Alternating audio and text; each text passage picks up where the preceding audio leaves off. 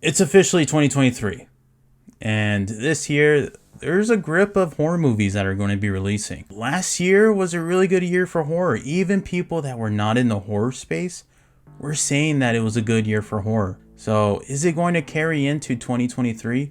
I guess we'll have to find out. The films that I have here are going to be released in 2023, and I also threw in a few that possibly will be released in 2023. As the year goes on, there's going to be more films that are going to be announced for release in 2023. But right now, this is what we have so far. But I want to give my thoughts on these films. Let's start off with possibilities, okay? Possibilities. Possibly we will have Maxine released this year. This is the follow-up to X with Mia Goth, Ty West, actor and director duo, and we're following Maxine in the 80s. This is a film that I'm really excited for. We don't know when it'll be released. The teaser that they released, I think during the time when Pearl was out in theaters, it just said coming soon, so there was no release date set. All I know is that there was a competition on TikTok that they put out trying to get some promotion for the film, and whoever won this competition on TikTok was going to appear in the film. But that's the last I heard. I don't think they would have a competition like that if production for the film was relatively soon. So it's probably currently in production. My thoughts potentially of what this film is going to be about is the aftermath of what happened in X, what that did to Maxine's psyche. And I think it's going to be a little bit of like an American Psycho type of vibe. That's just my initial guesstimation of what the film could be about. But I guess we'll have to wait and see. Next is Dark Harvest. This film was supposed to be released last year, and now we don't know what's going to happen. This is the David Slade slasher film based on the book with the same name, and we know nothing about it. It says it was released in September. I don't see it anywhere. You look at where can I watch Dark Harvest, and it says like all of these streaming services. No, this is all wrong. Yeah, who knows when this movie is going to come out. I think this is one of those pandemic films where it was supposed to come out at one point in time, got pushed back, and now got pushed back again. And who knows, whenever things happen like this, it's not always good signs for the film. But I think the second time it got pushed back, it was because Amazon acquired MGM or something of that nature. So that might be the reason why, but I don't know. We'll have to find out. Hopefully we get some news on that. But I just hope they don't dump it. You know what I'm saying? That would not be good. And then my third for possibilities is Final Destination 6. This is supposedly going to be straight to HBO Max or whatever it's going to become, because supposedly they're going to change the name. Who knows? Final Destination 6. We haven't really heard much from this one either. I think the last news we heard was that John Watts is going to be a producer for it. But for this one, there hasn't really been any developments. So my best guess, if anything was to be made, it would probably be released in 2024. But hey, we can still hold out hope, right? Now, we all know Megan is coming out. It's like the first horror film that's coming out for 2023. So I'm going to skip over that. In the list that I have here, it's not even how the films are coming out in order. It's just the films. All right, first I want to talk about Cuckoo. This is the Hunter Schafer horror film. It also has John Malkovich, it has Dan Stevens. It's quite the cast, actually. This movie looks really eerie from the picture that they released for it. Hunter Schafer just trying to hide from whatever this figure is in the background. It looks really interesting, really creepy. The plot synopsis is under wraps, so there's no information at all on what the film's going to be about. So I'm really interested in it. Next is Knock at the Cabin. I actually had 2 chances to watch a test screening for this. Never ended up watching it. It's the new M. Night Shyamalan film with Dave Bautista. It's based on the book The Cabin at the End of the World by Paul Tremblay. The film is about a family that gets held hostage by these religious fanatics. That's what it looks like. And I guess it's just them trying to survive and find their way out of the situation. It's another one that looks interesting. M. Night Shyamalan has had a bit of a resurgence, although I didn't like Glass, and I think that was his last film, right? No, Old was okay. So he's had a bit of a resurgence, but it hasn't been, to the extent of what his career first started with Sixth Sense. But yeah, really interested nonetheless. Next we have Scream 6. This is the next installment for the Scream franchise.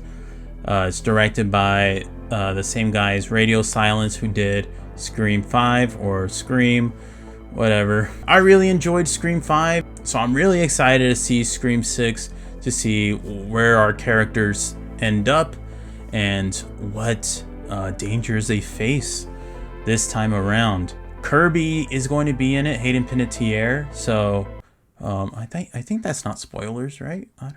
I don't know. I think it was announced. But yeah, I'm really excited to see another reveal and some gory kills, because apparently the kills in this film are pretty vicious. So I'm down with that. Next is Renfield. This is the Nicholas Hoult and Nicolas Cage, both Nicks, face off. We have Dracula and Renfield.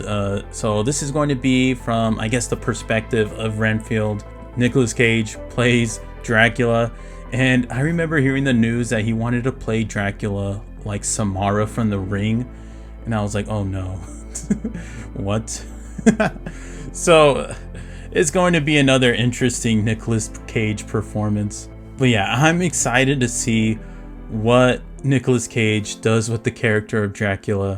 I'm really anticipating this film, you guys. Not many people are really talking about it. I'm actually excited to check it out, and especially with those set pictures that we got.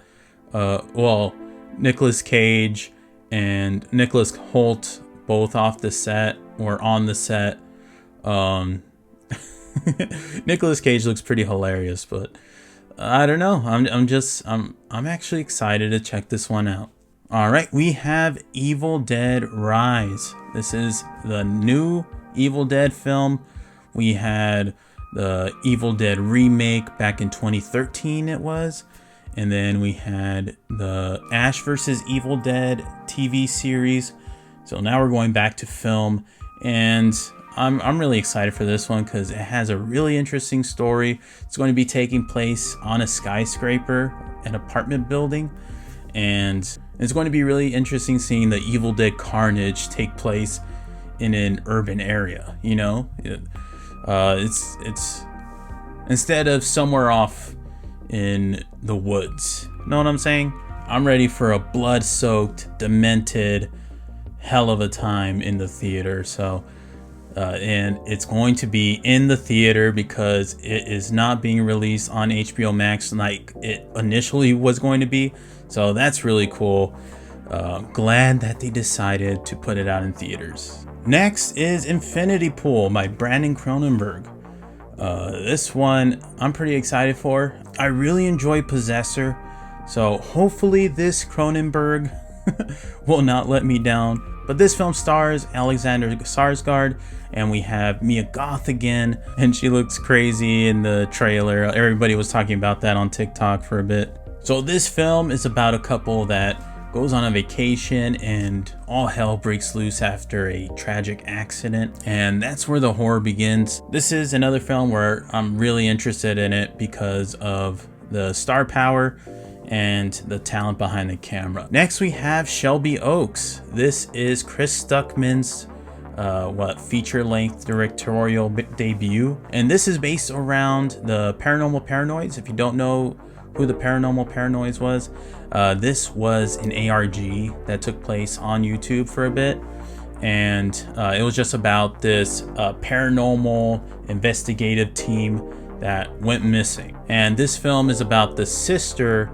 of one of the paranormal investigators going out and trying to find evidence on what could have happened to the Paranormal Paranoids. mostly her sister. I think this film broke the record for the most amount of money made from a crowdfund, but I'm really interested to see how Chris Stuckman implements, you know, all of his or critiques that he makes for film, how he implements that into his first feature length. I'm also really interested in the story because I was actually watching this ARG unfold, and when I found out that Chris Stuckman was appointed to make a film about this subject, it was actually really cathartic. But yeah, there's multiple reasons why this film is on the list. Next is Salem's Lot. I'm really excited to see one of my favorite stories from Stephen King finally getting a feature-length film. Yes, we had the made-for-TV movie. Although I do really love the vampire in that film, I'm excited for someone to bring some life into the story for the big screen, because I think it deserves that, you know. But this is Gary Doberman's follow-up to Annabelle Comes Home. I thought that film was actually pretty good. I'm really wondering what he's going to do with Stephen King material. Now we have Saw 10. That's right, there's a new Saw film. That sounded weird coming out of my mouth. I feel like I got transported back into like the mid-2000s. That's right, if it's Halloween, it's Saw. This film is going to take place somewhere in the middle of the Saw timeline. Yeah, apparently John Kramer is still alive. And I guess there's rumors that Shawnee Smith might be returning as well, reprising her role as Amanda. I don't know how to feel about that. The plot is under wraps. We don't really know much. We just know that it's in the middle of the timeline somewhere, some way. Next is Insidious 5. This is Patrick Wilson's directorial debut, I think. He's directing an Insidious film. Really excited to see what he's able to do and what the story is going to be. Apparently, it's going to take place 10 years after the events from the first and second film. So it's going to be interesting seeing all of those actors back in this film. Last but not least, we have Beau Is Not Afraid. This is a new Ari Aster film finally being released. It was originally named Disappointments Boulevard. This is maybe loosely based on his short film, Beau. Synopsis says, a decade-spanning portrait of one of the most successful entrepreneurs of all time. The poster is a really uncanny valley young Joaquin Phoenix. It looks really strange, but the cast for this film is unbelievable. We have Joaquin Phoenix, Parker Posey, Michael Gandolfini. We have a really good cast. This is listed as a horror film, so you know how Ari Aster is. His films generally, especially from the poster, don't look horror, and I'm really wondering how Ari is going to make me feel while I'm watching this film, because I don't know, he just does that to you. He's able to pull those puppet strings, and this is probably my most anticipated for the year. Well, all right, thank you for checking out this video. What is your most anticipated for the year? Let me know in the comments down below, and let me know if there's any that I missed. Thank you again for watching.